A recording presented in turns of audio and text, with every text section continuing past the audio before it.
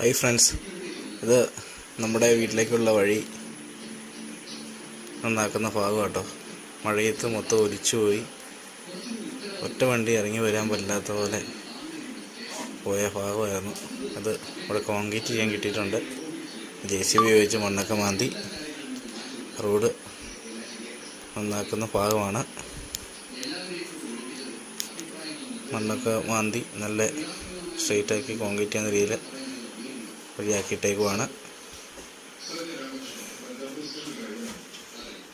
ഇച്ചിരി ഇറക്കമുള്ള വഴിയാണ്, അതുകൊണ്ടാണ് കുറച്ച് പാട്. നല്ല രീതിയിൽ തന്നെ പണി നടക്കുന്നത്.